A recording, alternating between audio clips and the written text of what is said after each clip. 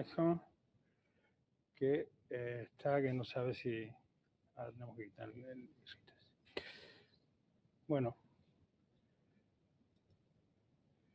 Empezamos a grabar. Vale. Bueno, pues vamos a seguir la clase. Hoy vamos a darle un buen tute a la teoría. Por lo menos ese es el objetivo.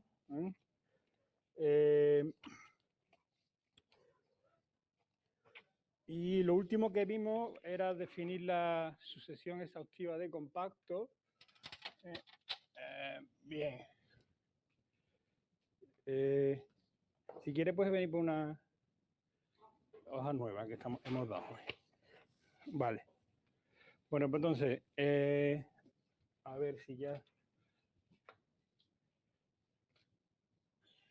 Sí, creo que está bien enfocado, ¿no? Esto aquí y el mío. Vale. Venga, bueno, pues entonces hayamos definido lo que era la sucesión exhaustiva de compactos. Vale, recordamos que era una sucesión, K sub M, compactos en omega. Omega era nuestro espacio ambiente, que es un abierto de DC, y de forma que K sub M estaba incluido en el interior del siguiente, pues más 1, y la unión de todos los K sub M era omega. ¿Vale? Esto es lo que se llama la sucesión exhaustiva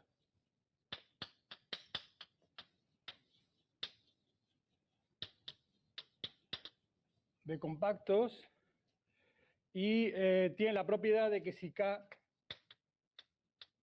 compacto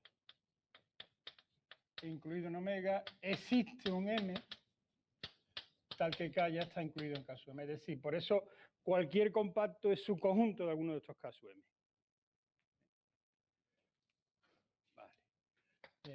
Entonces, bueno, pues lo que voy a poner ahora es la proposición que caracteriza la convergencia uniforme en compacto en propiedades un poquito más débil o un poquito más fuerte. Entonces vamos a suponer que tengo F sub n y F de omega en C son equivalentes. Bueno, vamos a copiarlo en el orden que está aquí.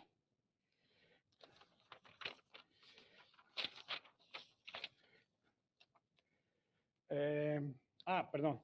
Y K sub M es una sucesión exhaustiva de compacto, ¿vale?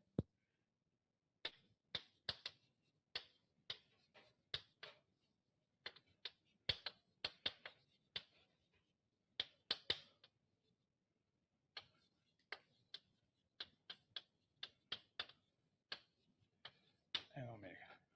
Son equivalentes.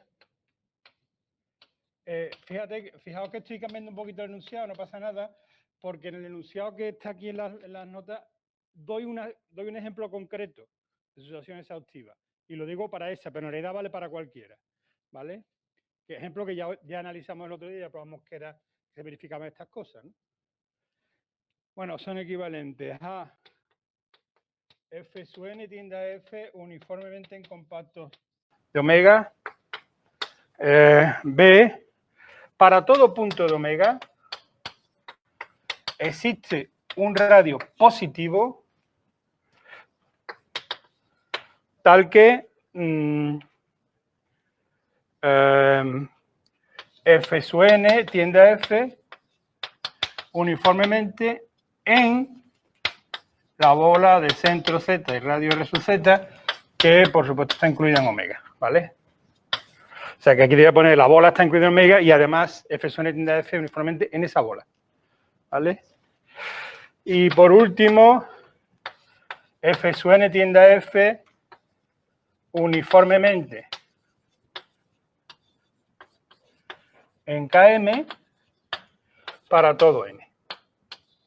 Dicho de otra forma, esto es para todo M, mayor o igual que 1, F sub n menos F en Km, o sea, el supremo este, tiende a 0 cuando N tiende a infinito. ¿Vale? Recordad que la convergencia uniforme en un conjunto estaba caracterizada porque F sub n menos F, el supremo en el conjunto A, eso tendría a 0. El supremo de f sub n menos f norma A es el supremo de módulo de f sub n menos f de z cuando z recorre todos los puntos de A, ¿no? Bueno, pues esto tiene que tender a 0 cuando n tiende a infinito, ¿vale? Vale. Y la prueba no tiene mucho misterio. Fijaos. Sabemos que convergen todos los compactos. Bueno, vamos a ver qué A implica B.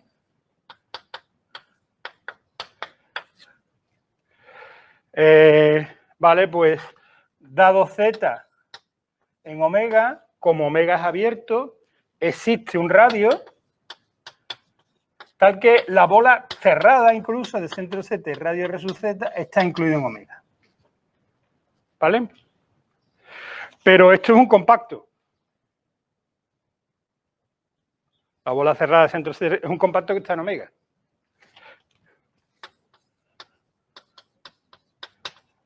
Esto implica, por el apartado A, que f sub n tiende a f uniformemente en la bola de centro Z y radio R sub Z cerrada, pero si tiende en la bola cerrada, en la bola abierta también, que es un subconjunto suyo. ¿Vale? Luego ya tenemos que A implica B. B implica C.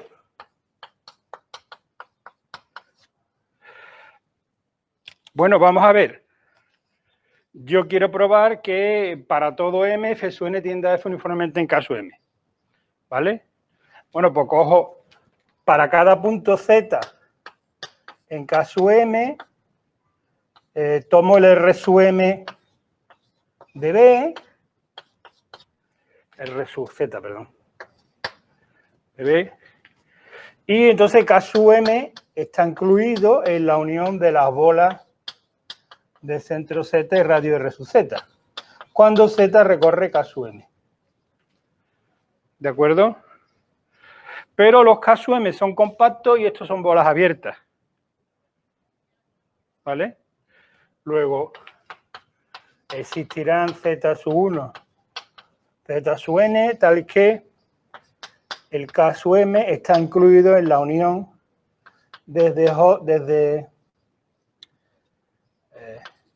J igual a 1 hasta N mayúscula de B Z sub J R sub Z sub J. ¿Vale? Bien. Bueno, ahora lo importante aquí es que la unión es finita. Si en cada conjunto f sub n tendía a f uniformemente, en la unión finita también. Porque tened en cuenta que voy a ponerlo aquí. O sea que si f sub n tiende a f uniformemente en A sub j, j igual a 1 hasta n, pues entonces esto en particular me dice que f sub n menos f en cada A sub j tiende a 0. Si llamo A la unión,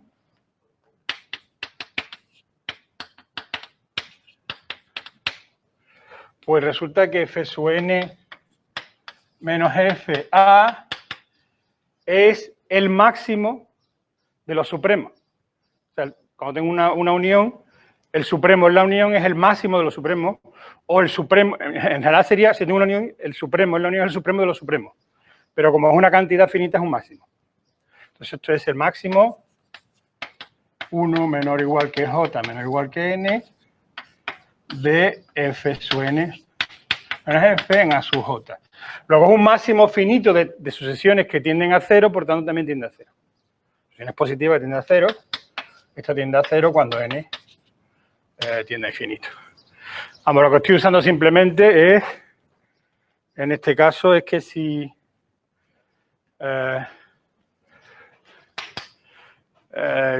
en cada conjunto hay convergencia uniforme, en una unión finita de ellos también hay convergencia uniforme. Si la unión no es finita, ya no es cierto, ya no tiene por qué ser cierto. Porque aquí ese máximo sería un supremo, pero un supremo de cosas que tienden a 0 no tiene por qué ser, si no son finitas, si una cantidad finita, ya no tiene por qué tender a 0. Vale, luego está claro entonces que lo que teníamos era que en cada B sub ZJ, R sub ZJ, F sub n tiende a F uniformemente. Luego con esta unión también va a converger y en un subconjunto suyo, que es K sub M, también. Luego al final probamos que al final tenemos que F sub n tiende a F uniformemente en K sub M. ¿Vale? Como el M era arbitrario, pues ya lo tenemos probado en todos los K sub M. Y por último, C implica D, esta es la propiedad que os probé antes, que os comenté antes. Imaginemos que quiero probar que F sub n tiende a F uniformemente en los compactos de omega. Pues sea K compacto incluido en omega. Por ser una sucesión exhaustiva, existe M, tal que K está incluido en K sub M.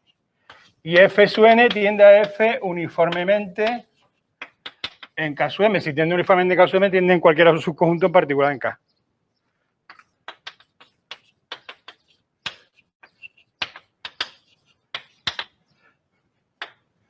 ¿Ok? Vale. Bien. Este apartado B, que está aquí, o sea, este enunciado, para todo punto tiene un entorno donde hay convergencia uniforme, se puede también decir que hay una convergencia uniforme, que localmente hay convergencia uniforme. ¿Vale? Es lo que podemos decir. Lo que pasa es que cuando el subconjunto, como es el abierto, es localmente compacto, eso es equivalente a decir cada punto tiene un entorno que hay convergencia uniforme, sí, solo si en cada compacto hay convergencia uniforme. Vale. Bien. Bueno, pues ya podemos enunciar uno de los temas más interesantes de este capítulo, y es el tema de Weierstrass. Pues lo anuncio y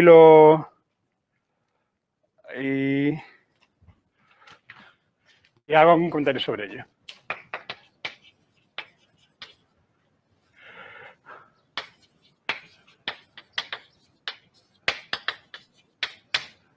Vale.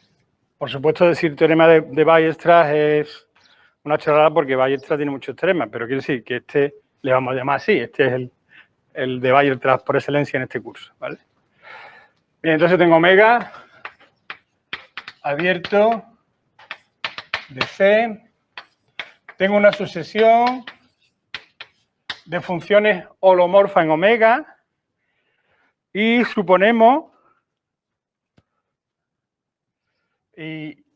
tal que F sub n tiende a F uniformemente en compactos de omega. O sea, esta F es otra cierta función a la cual hay convergencia uniforme. ¿Vale? En los compactos de omega. Bueno, entonces, A, F es también holomorfa en omega. Y B,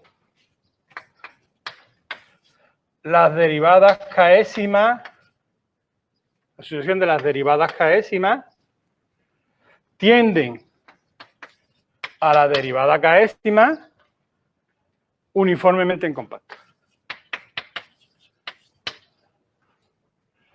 ¿Vale?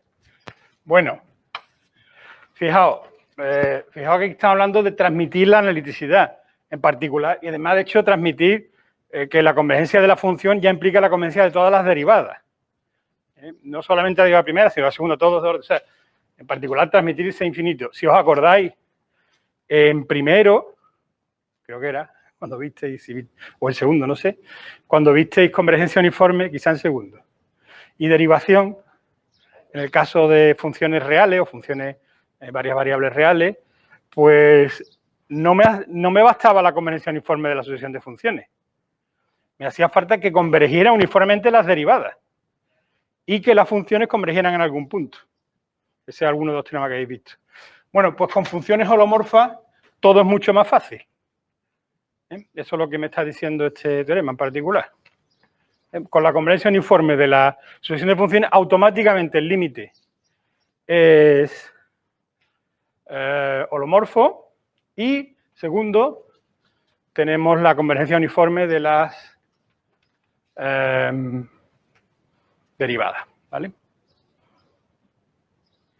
De cada orden. De cada orden. Muy bien. Bueno, pues vamos a hacer la prueba, que no es muy complicada. Vale. Bueno, primera cosa que tenemos. F es continua.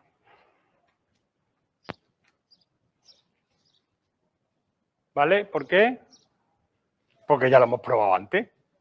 El otro día vimos que si tenemos una sucesión de funciones continuas que convergen uniformemente en compactos, la función límite también era continua.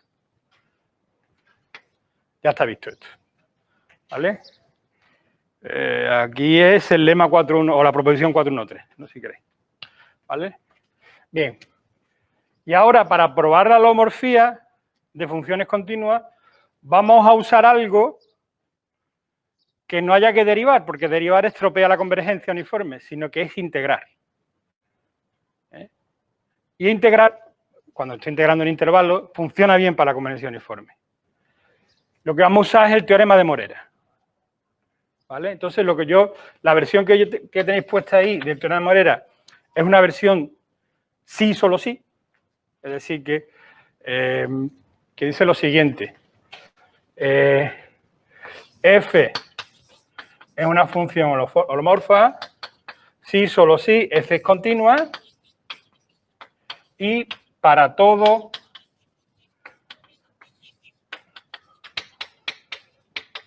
triángulo, voy a ponerlo así, macizo, delta incluido en omega,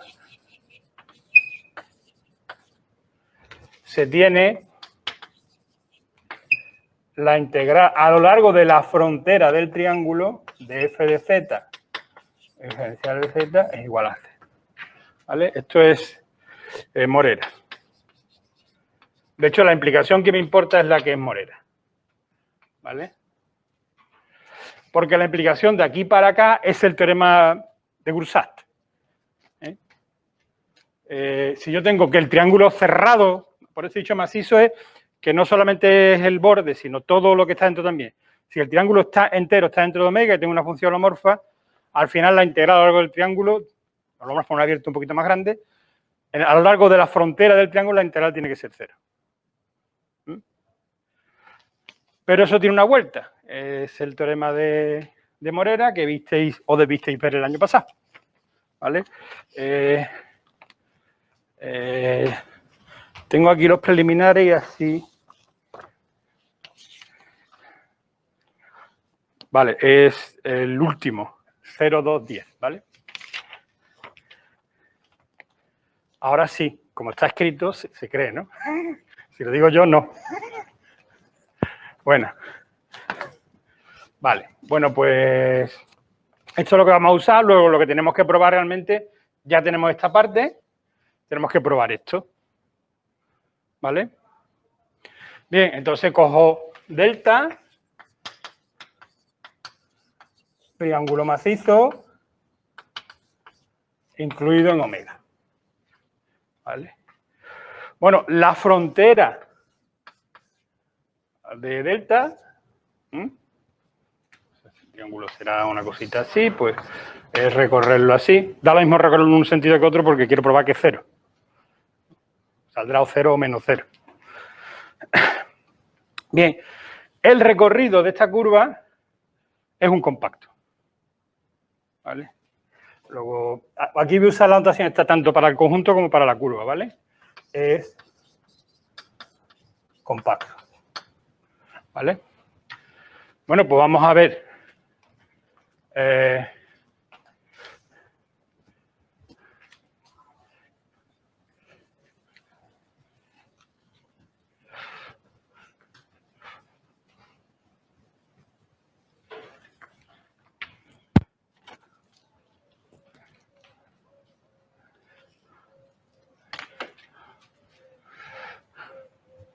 Bueno, lo que vamos a ver simplemente, lo que vamos a usar simplemente es que la integral de las f su n tienden a la integral de la f. Entonces, vamos a acotar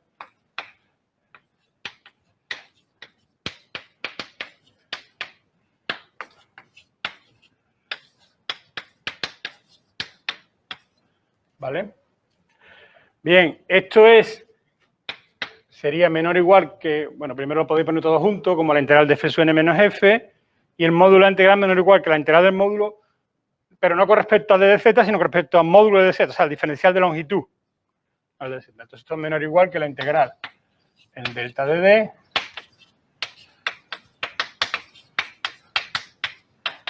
y aquí aparecería el diferencial de longitud. ¿Vale? Ahora bien, esto en todos los puntos es menor o igual que el supremo en el recorrido de la curva, o sea, en el supremo en el borde del triángulo. Y eso lo puedo sacar fuera.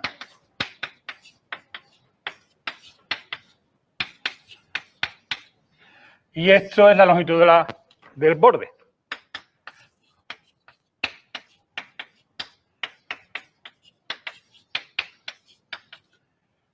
Vale.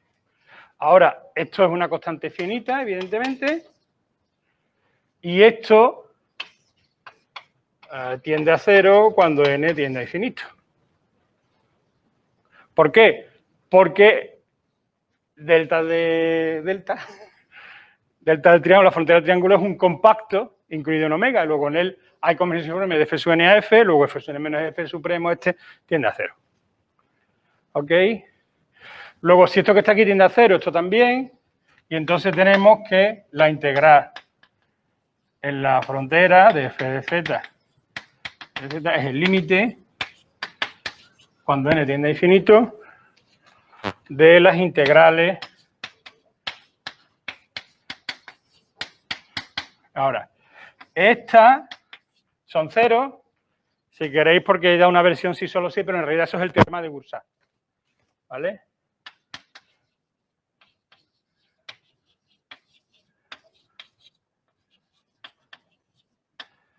Porque las f sub n son todas holomorfas. Luego la integral es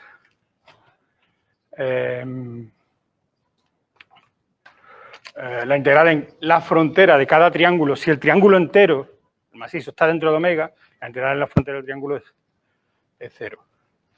Luego esto es el límite cuando n viene infinito de cero y por tanto es cero. Entonces he probado que en cada triángulo que esté completamente, triángulo macizo completamente incluido en omega, la integral en el borde de f es cero. Como f es continua, por el tema de Morera, f es holomorfa en omega. ¿Vale? Bien. Antes de hacer la parte B, ejercicio. ¿Vale? U sub n, funciones armónicas en omega. Esto en particular son valores reales, ¿vale?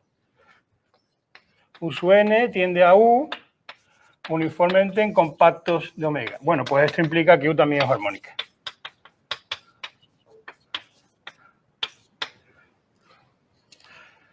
Vale, el ejercicio vaya a completar la idea que os voy a dar, simplemente es ¿qué teníamos nosotros con integrales que caracterizaba la armonicidad? Bueno, que fueran funciones continuas, es muy parecido a esto. Ya lo tenemos, si las U sub n son armónicas, son continuas, la U es continua. Y ahora lo que tengo que probar es que verifican el principio del valor medio. ¿Vale? Pero todas las U sub n lo verifican con el mismo radio. Recordad que la propiedad del valor medio era que cada punto tiene un radio. Aquí parecería que cada punto habría un radio que podría depender de n, pero como son armónicas, yo sé que en el caso de Chaverilla, que es armónica, el radio, la distancia a la frontera, me vale como radio. Entonces, todas verifican los mismos familias de radio, y eso, por la convergencia uniforme, pasa al límite. Y luego la U también verificará la propiedad del valor medio. Y si es continua, verifica la propiedad del medio, pues ya por un momento que será armónica. ¿Vale? Ok.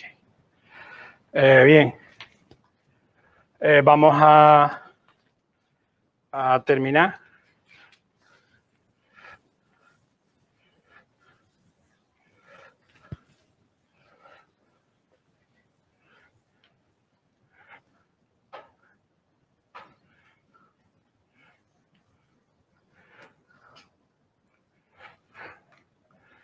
Bueno, lo que queda realmente no es muy complicado, ¿eh? Hay que acordarse del resultado adecuado a usar.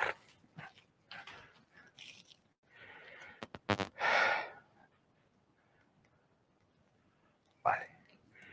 Bueno, pues entonces, yo lo voy a buscar también en los preliminares. Vale, el justo resultado que está aquí escrito antes de Morera. Vale, entonces yo quiero probar que la derivada késima de f se entiende a la derivada késima de f. Yo ya sé que f sub n y f son holomorfas. Entonces, vamos a ver. Voy a tomar un punto z en omega. Me basta encontrar una bolita centrada en z, de forma que f sub n késima tiende a f késima uniformemente en esa bolita. Eso es gracias a la proposición anterior. ¿Vale? O sea, me basta la convergencia local uniforme. Vale, yo sé que existe un radio R positivo, tal que la bola de centro Z y radio, voy a poner 2R, la bola cerrada, esta está incluida en omega. ¿Vale? Vamos a pintar. Este es el punto Z. Esto es omega. Y ahora aquí cojo la bola. Y este radio es 2R. Bueno, pues voy a intentar probar esa convergencia en la bola de centro Z y radio R. ¿Vale? Bien. Bueno, pues sea A un punto cualquiera de la bola de centro Z y radio R. Aquí no haría falta hacerla, ¿vale? Voy a intentar acotar Fn késima, ¿vale? Fn késima de A menos F késima de A. Esto es, por supuesto, Fn menos F késima en A. ¿Vale? Bueno, aquí tomo ya valor absoluto. Y ahora voy a aplicar la desigualdad de Cauchy, que me dice que la derivada késima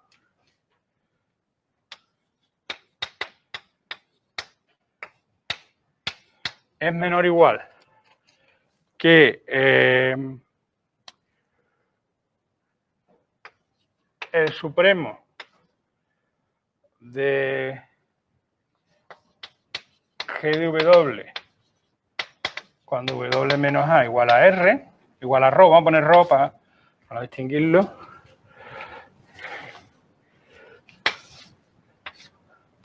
Por K factorial partido por ρ elevado a K.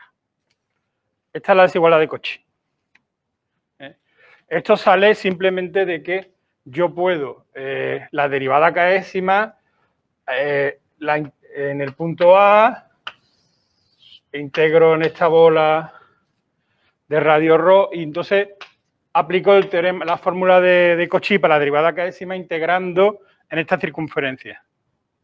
¿Vale? Y sería que la derivada GK de A es 1 partido por 2pi, y aquí me parece que hay un K factorial, la integrado a lo largo de la curva esta, de f de z partido por z menos a elevado a k más 1 de z, ¿vale?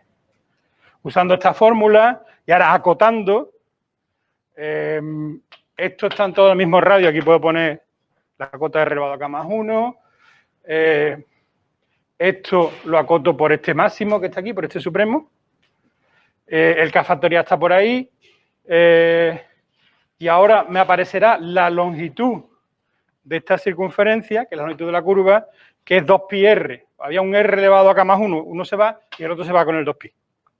¿Vale? Y me queda esta fórmula. ¿Vale? Bien. Pero esta es una fórmula que se ve en tercero. ¿Vale?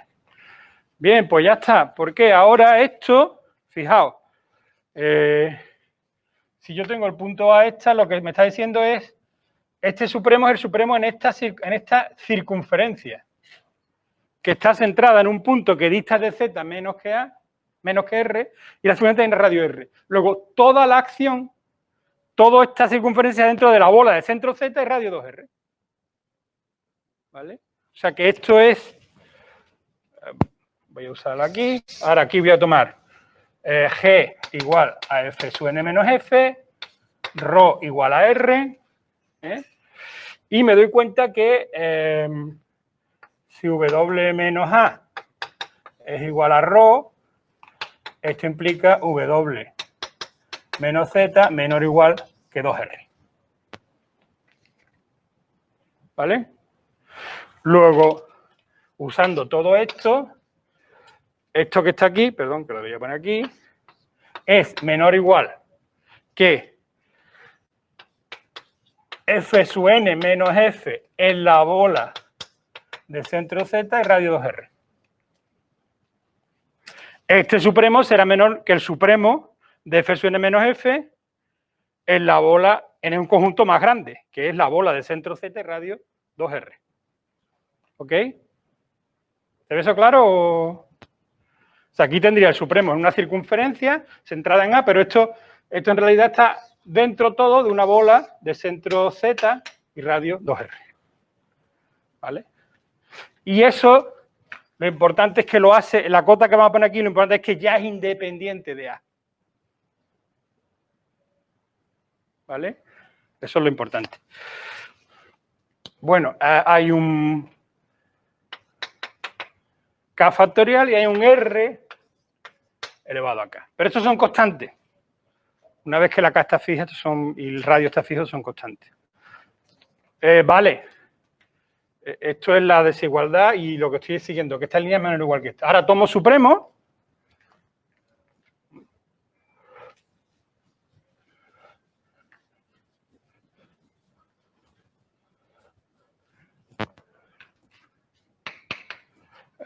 ¿Dónde está el cámara? Aquí. Vale, o sea que vamos a usar esto acota a fnksima menos fksima de A. Sea cual sea la A en esta bola. Luego esto me permite decir que fnksima menos fksima es la bola de centro Z y radio R, que es el supremo cuando A pertenece a esta bola radio R de f nkésima de A menos fkésima de A. Esto es menor o igual, cada uno de ellos es menor o igual que eso. Y eso es menor o igual que K factorial partido por R elevado a K por F sub n menos F en la bola cerrada de centro Z y radio 2R. ¿Vale? Bueno, pues tenéis ya que este numerito para cada n es menor o igual que este numerito. Esto es una constante que no depende de n y esto entonces tiende a 0 cuando n tiende a infinito. ¿Por qué? Porque F sub n converge uniformemente a F en compactos. Y la bola de centro Z de radio 2R es un compacto dentro de omega. ¿Vale? Conclusión. Digamos, para todo Z de omega existe un R, vamos a llamarle R sub Z, que en este caso es el R que hemos hecho antes, positivo, tal que F sub n tiende a F uniformemente en la bola de centro Z y radio R sub Z. Aquí quiero hacer, digamos, destacar el hecho de que el R realmente dependía de Z porque el R era... Bueno, falta poner prima, o sea, la radio derivada, suficientemente grande para que esté dentro de omega. ¿Sí? Que ahí son las derivadas késima. ¿Cómo? Lo que tiene sí, perdón, son las derivadas que sí. Gracias. Vale. Y ya está. Y ya con esto pues hemos acabado. O sea que fijaos, la convergencia esta uniforme en compacto, cuando tengo funciones holomorfas, digamos que las derivadas pasan al límite perfectamente. Yo puedo derivo el límite de las derivadas del límite. Y ya está. Bien. Vale, esto lo hemos hecho con sucesiones, pero, vale, todo valdría también para series, ¿vale? Es decir,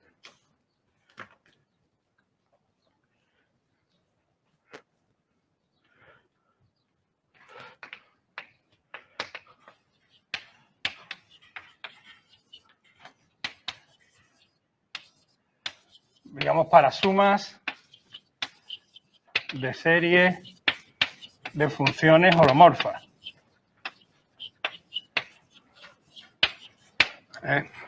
Claro, tenemos que tener la conveniencia uniforme. Cuando decimos que la suma esta f sub n converge uniformemente en A. Bueno, pues la definición de que una serie sea convergente es que la sucesión de las sumas parciales converja, ¿no? Entonces, si yo llamo S sub n simplemente a la suma desde k igual a 1 hasta n de f sub k, ¿vale? Lo que yo digo es que existe una función S tal que S sub n tiende a S uniformemente en A.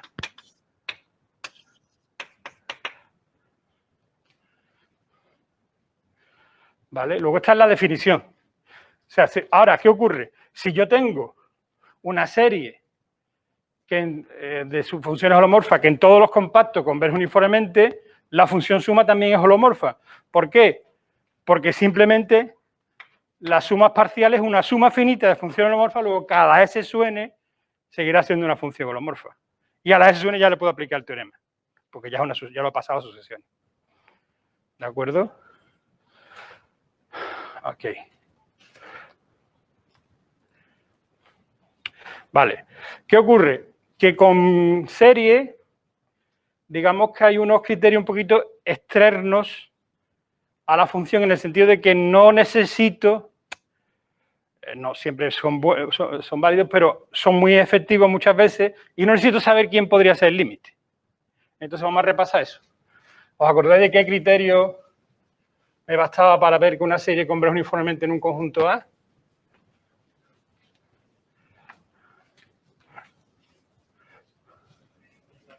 El criterio de la mayorante de Weierstrass. Otra vez, Weierstrass. También en algunos sitios es criterio M de Weierstrass, ¿no?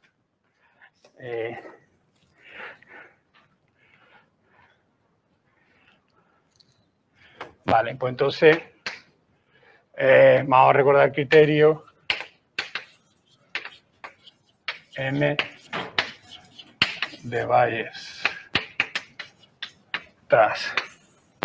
¿Vale?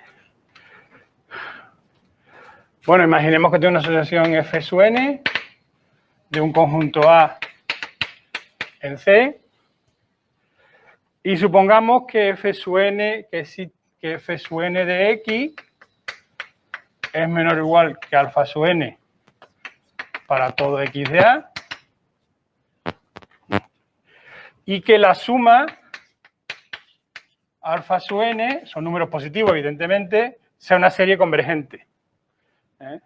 Fijaos, cuando tengo una suma de números positivos, el escribir menor que más infinito implica que es convergente, porque recordad que una suma de números positivos, una serie, o suma infinito o suma un número finito. O sea, que es o convergente o diverge más infinito. Si estoy diciendo que es menor que más infinito, es que es convergente.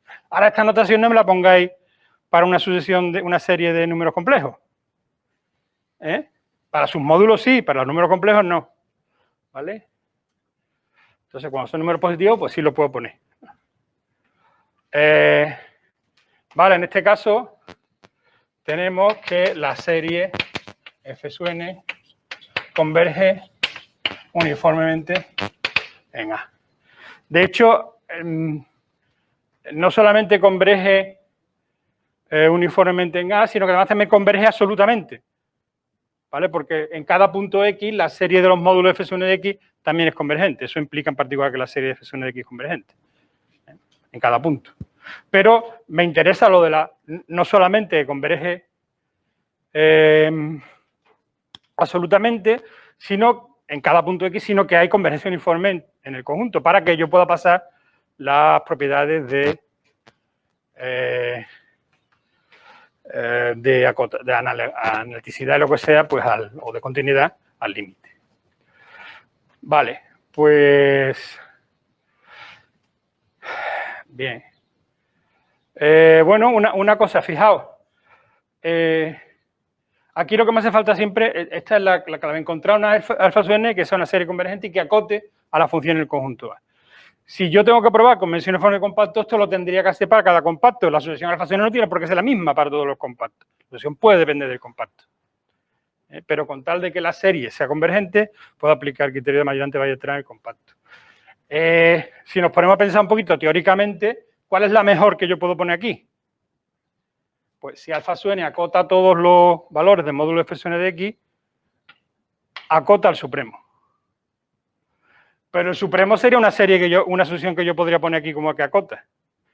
Si la serie por los alfa sub n es convergente, como los supremos más pequeños, la serie del supremo también. O sea que la mejor que yo podría poner es esta. O sea, digamos que los alfa sub n mejores que yo puedo tomar es esto, el supremo del módulo de f sub n en A. Claro, calcular exactamente el supremo a veces no es efectivo. ¿Qué más me da saber que el supremo es 1 partido por n multiplicado por 1,63, que decir que es más pequeño que 2 partido por n? A veces, con dar una constante, si doy una cosa que sea más pequeña que el doble, la serie seguirá siendo convergente, si lo era antes. Entonces, a veces la acotación es más fácil de encontrar que simplemente eso, pero esto es lo que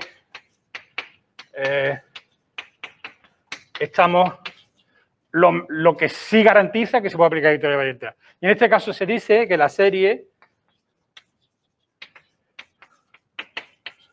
converge normalmente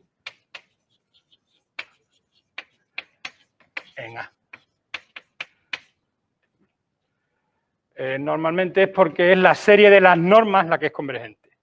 Aquí normalmente no viene de que se comporte de una forma normal, sino de la norma. ¿Vale? De que es relativo a una norma, la norma del supremo en A. Vale. Bueno, pues vamos a ver algunos ejemplitos de esto. Vamos a pasar, intentar pasar.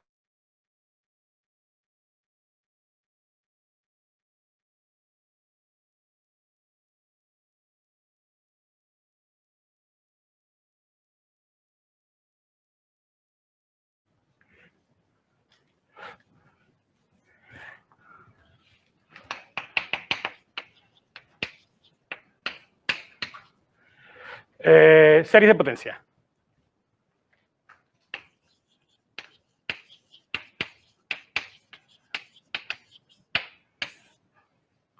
Bueno, esto es considerar que f sub n de z es un coeficiente a sub n por z menos a elevado a n con a un número complejo y los a son unos coeficientes, ¿vale? Y está claro que se estudia la serie f sub n de z. Vale, y eso sabemos el resultado. ¿Qué pasa con esto? Bueno, pues que existe un R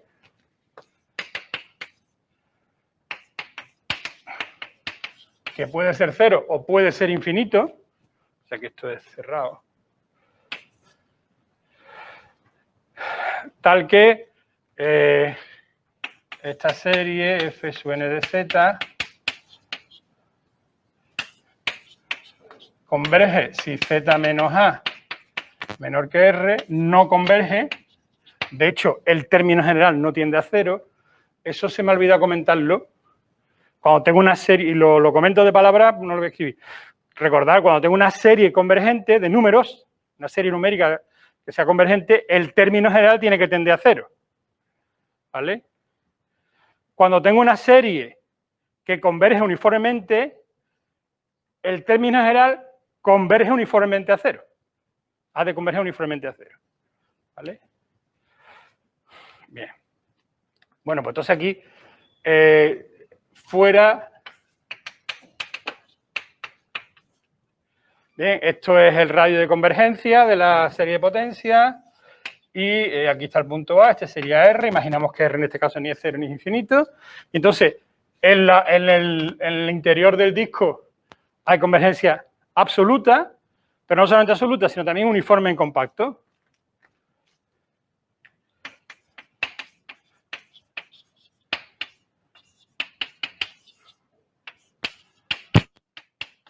Aquí estamos suponiendo que R es estrictamente positivo. En el caso de R infinito sería todo C, evidentemente. ¿Vale? Estoy recordando las cosas y fuera, en los puntos que están fuera del disco no hay convergencia. Y en la circunferencia, pues depende del caso. No sabemos nada de ello. Pero esto me garantiza, en particular, aunque esto ya lo visteis el año pasado en tercero, que hay una función holomorfa, la suma es una función holomorfa en esta bola de centro A y radio R. Y la derivada se puede calcular derivando término a término. Vale. Y sabéis que los coeficientes tienen que ser eso. Ok, ¿qué más cositas iba a decir yo de esto?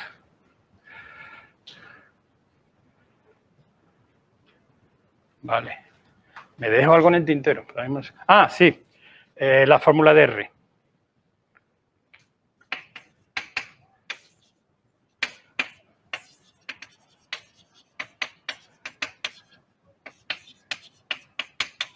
Tomáis el límite superior de módulo de A sub n elevado a 1 partido por n.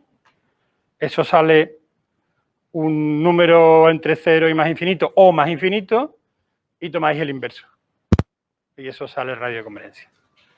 Vale, esta es la fórmula ¿de quién? De Ada. Ada con H. Ada. Hadamar. Vale. Joder. Bien. Bueno, voy a daros otro caso un poquito más...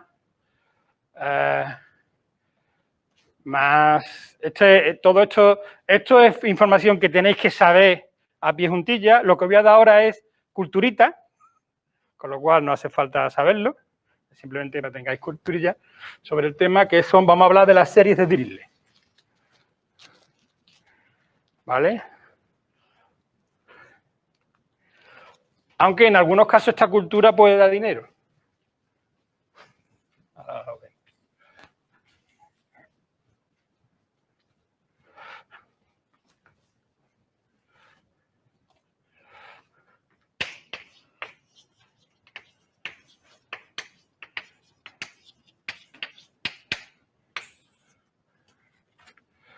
Vale. Bueno, las series de Dirichlet son de esta forma.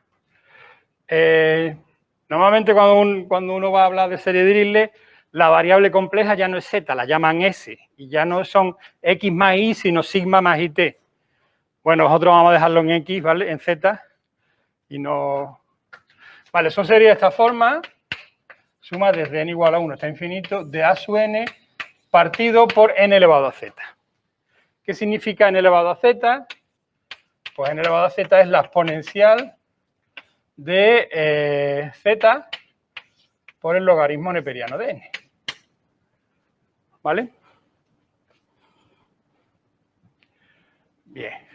Fijaos, el módulo de n elevado a z, si z es x más y, como esto es un número real, recordar que el módulo de una exponencial es la exponencial de la parte real. Luego sería, esto es real, pues sería logaritmo neperiano por la parte real de z. Entonces este módulo es e elevado a logaritmo neperiano de n por x, o sea, n elevado a x. ¿Vale? Bueno, mientras más, digamos, la tendencia es mientras más grande sea la x, más pequeño es el módulo de esto. Porque más grande es elevado a x, pero como está dividiendo, más pequeño. Luego más fácil sería que la serie converja. Y de hecho, eso es lo que pasa. Es decir, existe sigma sub c es menos infinito, más infinito, puede ser menos infinito, puede ser más infinito, o sea, esa serie puede no converger en ningún sitio o puede converger en todos los sitios. Tal que vamos a llamarla esto estrella.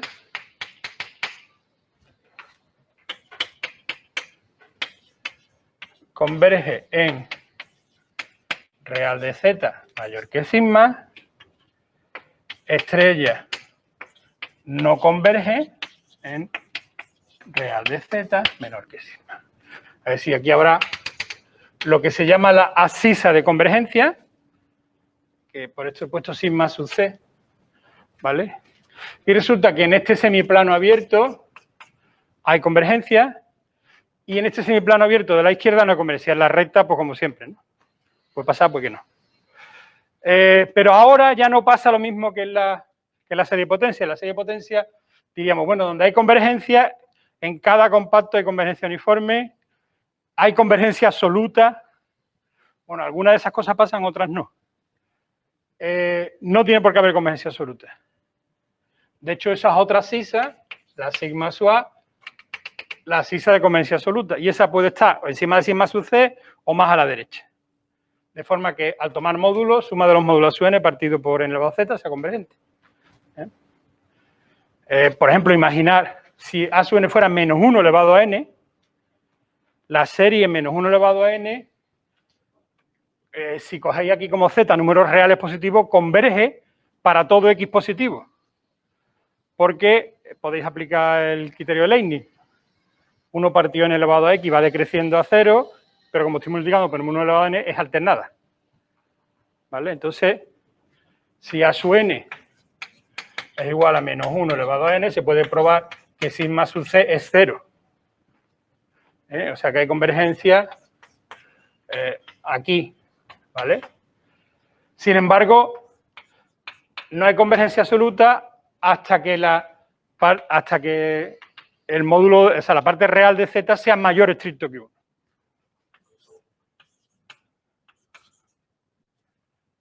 ¿Vale? O sea que puede haber convergencia, pero no convergencia absoluta.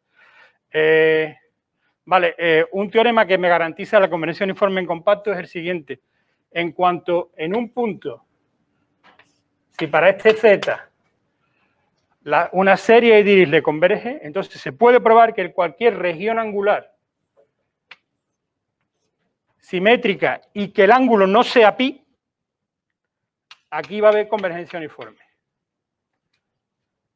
Bueno, esto podéis ver que cuando tengáis un compacto en este semiplano, si hay convergencia en un punto de esto, siempre puedo encontrar un ángulo suficientemente abierto que ya incluya el compacto dentro.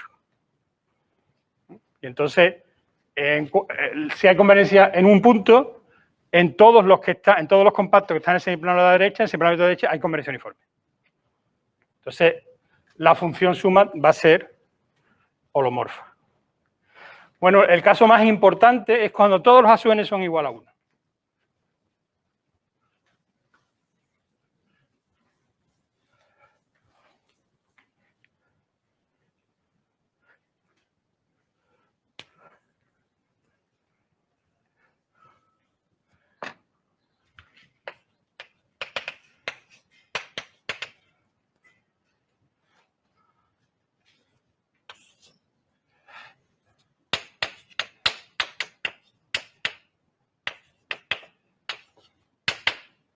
¿Qué función es esta? Los de la cámara, decidme qué función es esa, si alguno lo sabe. La función z de Riemann, supongo, aunque no la vemos. Efectivamente. La función z de Riemann.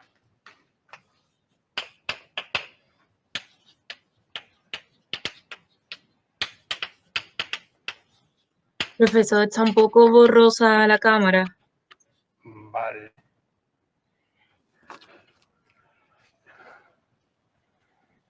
Voy a intentar hacerlo otra vez. 2, 1. ¿Ahora? Ahora sí, gracias. Vale. Venga, pues entonces esta es la función z y esta serie, vamos a ver, ¿dónde converge esta serie? Pues fijaos.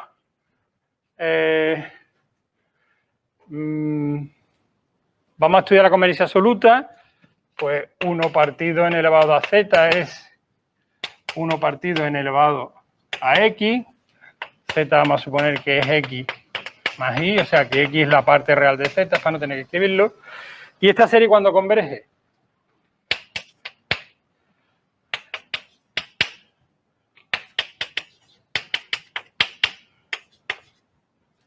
Esto converge uniformemente, esto converge si solo si x mayor que 1, la serie armónica. ¿De acuerdo? Luego yo tengo que y aquí está el 1, aquí está el 0. En todos los puntos de este semiplano la serie va a converger. ¿Vale? Bien. En los compactos de este semiplano, ¿hay convergencia uniforme? Bueno, imaginaos que tengo K, así vamos practicando un poquito. Compacto incluido en real de Z mayor que 1. Bueno, si la parte real de Z es mayor que 1, como estoy en un compacto, hay un numerito, o sea, puedo decir que la parte real de Z en todos los puntos van a ser mayor o igual que 1 más epsilon, para un cierto epsilon positivo.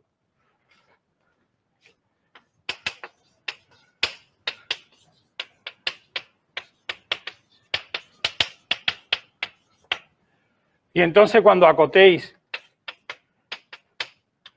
1 partido en elevado a Z, esto va a ser más pequeño que 1 partido en elevado a 1 más epsilon, a esto le llamáis alfa sub n, y ya podéis aplicar el criterio del mayor ante vaya atrás, porque la serie esta es convergente.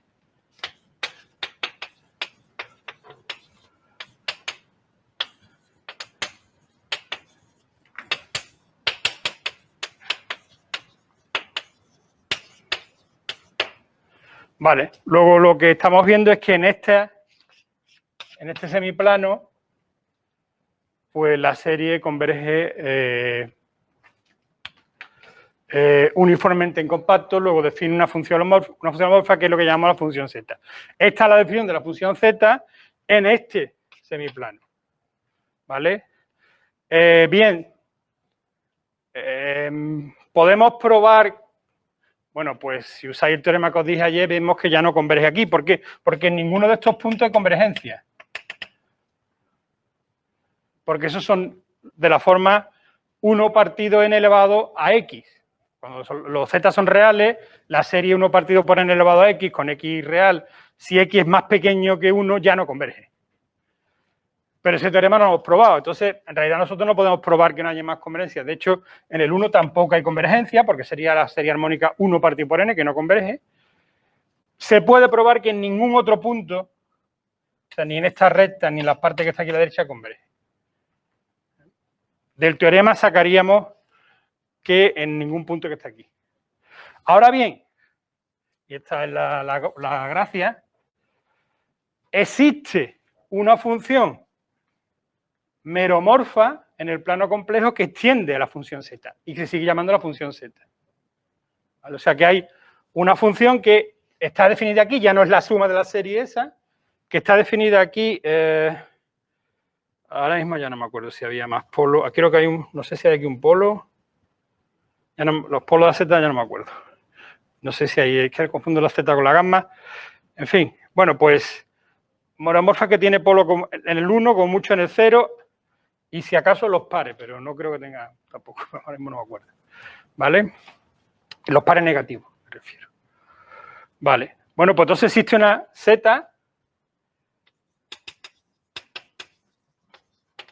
extensión, digamos, holomorfa a C-01. Yo creo que eso es C-01. Te lo voy a mirar, porque esto lo tenía yo. Sobre la función z tenéis los apuntes que nunca daremos. Y esta al final.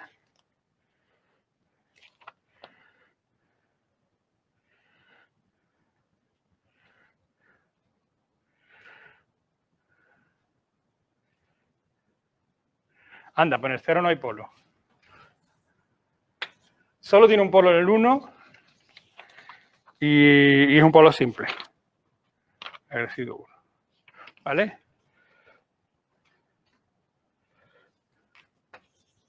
Por supuesto, la extensión esta es única por el principio de prolongación analítica. Si hubiera dos extensiones, como ya coinciden, estamos extendiendo una cosa que ya coinciden aquí, ya no puede tener nada, porque C-1 es un conjunto conexo. Vale. ¿Y cuál es el problema del millón de dólares? Bueno, pues los ceros de esta función. Vale, ya sé lo que pasa. esta función tiene unos ceros, que se llaman los ceros triviales, que están situados aquí, en los números enteros negativos. Pero ya fuera de esta banda no tiene más ceros. Entonces se trata de localizar todos los ceros en esta banda. Bueno, pues resulta, la hipótesis de Riemann es que todos los ceros están en el medio de la banda, o sea, con la parte real igual a un medio. ¿Vale? Bien, y demostrar la hipótesis de Riemann es probar que todos los ceros de esta función en esta banda tienen parte real de z igual a un medio. Hay muchos ceros. O sea, que hay ceros, no decir, no hay ninguno, pues ya está. No, hay muchos ceros. La densidad me parece que es como t logaritmo de t, cuando llegáis a la altura, si lo comparáis con la altura, ¿no? Vale, esto los que saben más, porque los que estudian esto son los que estudian teoría analítica de números, porque hay una relación muy, muy importante entre la función z y la distribución de los números primos. ¿Vale? Y entre los ceros de la función z y la distribución de los números primos. De hecho, una de las pruebas del teorema de los números primos, o sea, decir que entre 0 y x hay del orden de x sobre el logaritmo de x números primos, consiste en probar que en la banda cerrada, que en los bordes estos no hay cero, ¿no? En la banda esta. Y entonces solamente el cero está en la banda abierta. Si, por lo visto, localizando más todavía los ceros hacia el eje central de la banda, daría más precisión en la estimación de los números primos. Vale, bueno, vamos a descansar 5 minutillos y seguimos ahora con otro rollo.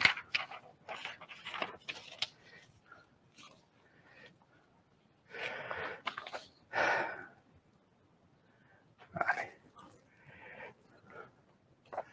Sí, antes de seguir con otra cosa, voy a repasar. ¿Este es el que falta? Sí, pero ya lo vamos a hacer el jueves.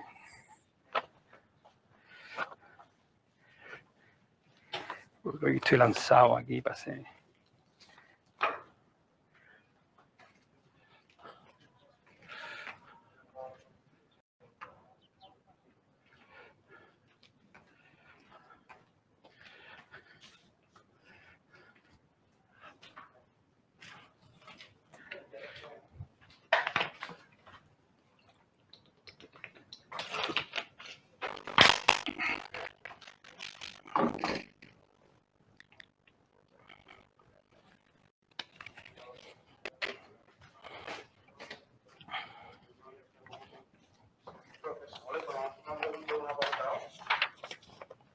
Ni hablar. Una discrepancia ahí. Ahí está. A ver. Vamos a ver. Ah, sí, que coja. Bueno, pero digamos que no puedo me decir el apartado C. El apartado C que teníamos que. Ajá. Que se extiende de manera holomorfa. ¿Que era la F o la...? Sí, en este caso era la F, Esa es ¿no? la F en la frontera menos en los vértices. Vale, sí. Que hay una nota que te lo da el tirón, pero bueno, por supuesto que habría que explicar algo porque no sé. Bueno, sí, es lo que os comenté ayer, o sea, llevaroslo esto esta curva, llevarosla a un segmento, a un intervalo del eje real, de forma que esto vaya arriba o sea, que el interior del disco unidad vaya a ser en plano superior. O sea, eso con una transformación bilineal y ten la precaución de que ninguno de los puntos de aquí vaya al infinito. Como podéis elegir todo el resto de la circunferencia para llevarlo al infinito. Lo que hemos hecho es girarlo, por ponerlo Vale, o sea, en este caso sería... Esto es para que os tengan el principio de reflexión, para que haya tanto la imagen como la salida, el borde sea un trozo del eje real. Entonces, para la llegada utilizamos transformación bilineal. Y para la salida, pues es también una transformación bilineal, porque en este caso es mejor, es afín. Vale, que es girarlo y trasladarlo. Si lo giráis con centro primero ponerlo en cero, lo giramos y proponemos de nada. No hace falta. ¿No? Se puede No hace falta porque digamos que el proceso